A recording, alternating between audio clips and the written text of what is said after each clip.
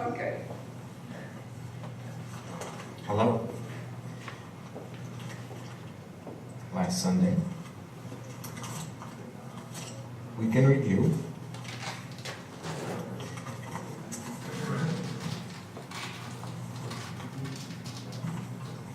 So I thought I would share just a few comments on the process that took place last week in being asked to design the weekend review editorial artwork for the New York Times.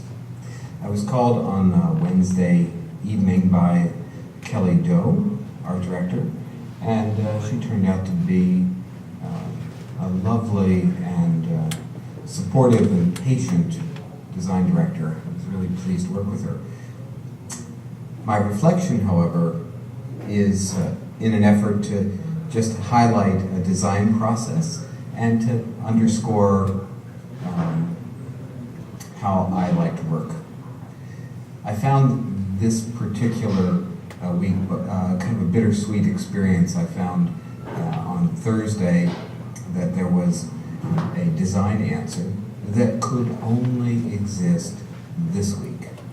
It is called Weekend Review, and I think the solution that actually printed could be run any week of the year that President Obama decided to put a little muscle to his rhetoric.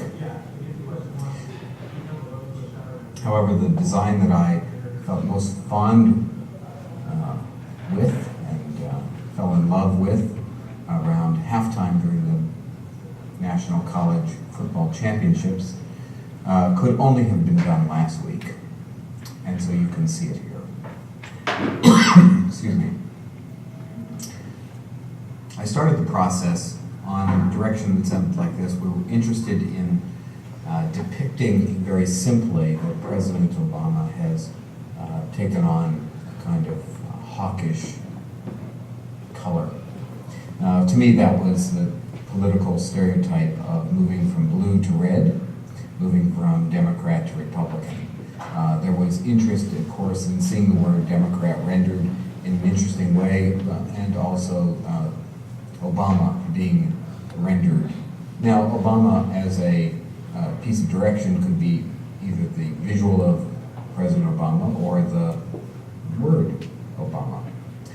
You can see in the phase one of the PDF that I put a focus on the visual, the official portrait of President Obama fused with those portraits of President Bush, W. Bush, and President Reagan. So yes, it was intentionally political, but it was not right. We talked a little bit about ways to make the image of his transformation more metaphoric, and with that, what could happen? Everything from little kitty cats with pirate eyes to whatever, kind of bristly type. And those seem to work out okay. The moment, however, of sort of divine inspiration came in the Shakespearean and forceful victory of Alabama over Texas. Here was the team dressed in red with its nickname Bama, taking full advantage of the fact that the Texas All-American quarterback Colt had been reduced to the sideline by a forceful hit. So it seemed only right that the skinny version of Gotham could be faded away, and on top of this, the second half of the word Obama was the abbreviated Alabama, or Bama. And Bama done in impact type, set in red, italicized, 37 degrees, which ultimately became the amount of points that Alabama had over Texas. And it just felt like a dose of graphic design wizardry, if not graphic design magic. Oh well, but I do know that that could only have happened in this particular week, the week of the BCS game. Kelly Doe was patient, encouraging presence, and we ultimately moved on that Friday afternoon, after some conversation, towards more simple MASH-like typography. You know, the kind of blue fluffy cloud of Obama morphs into MASH. Now granted, it could have been cut from a stencil, or it could have been spray painted and tricked out a little bit, but it has that kind of basic, I don't know, I'd say, I don't know what that is, the kind of like design 101 simplicity. It's okay, I'm proud of it. Kelly put my name and the Thirst credit attached to the bottom. So I guess I was disappointed on Saturday. I was quite thrilled on Sunday to have been given the opportunity.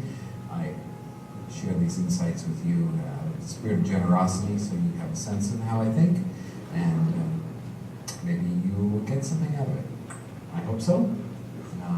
My pleasure to share. So how's that for making the web come alive? Huh? Okay, so in the fall someone asked me to make a poster celebrating 20 years of Unisource presence. Do something with the number 20. I did that. I think I was about the only one who didn't really set the number 20. You know, in the number, but why did I pick a unicorn? It was like Unisource, Uniforce, Unicorn.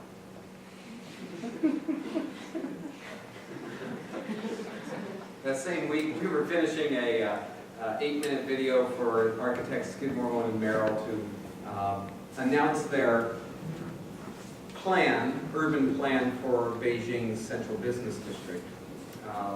I am really called on by the architecture community and some of the cultural community as their Cyrano de Bergerac in town, and I take that role very seriously.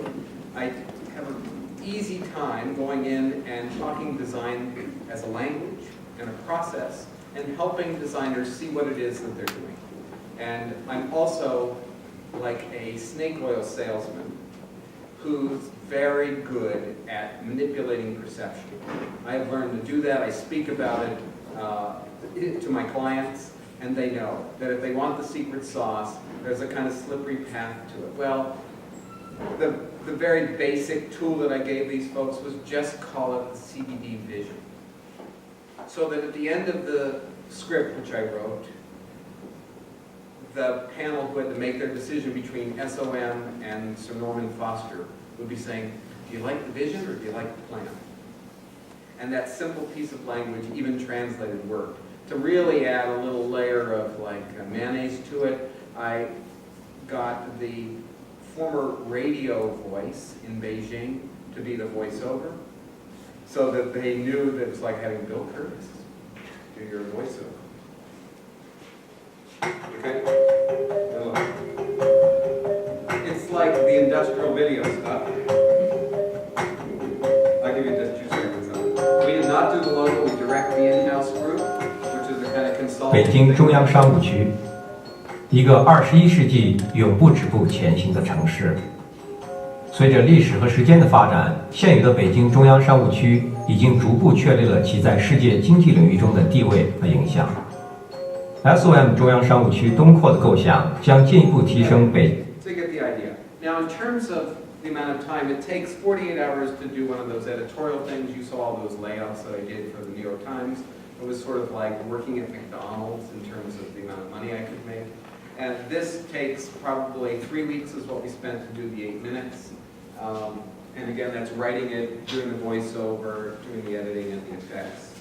And so we worked very fast. That same week, I was making this series of posters for a conversation at ArchiWorks. Custom typeface, custom art.